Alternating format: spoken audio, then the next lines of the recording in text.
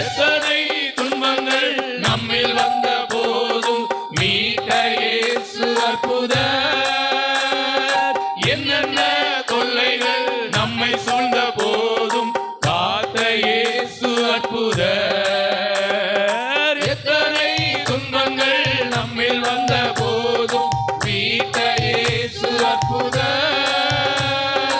என்னென்ன தொல்லைகள் நம்மை சூழ்ந்த போதும் காத்த இயேசு அற்புதர்.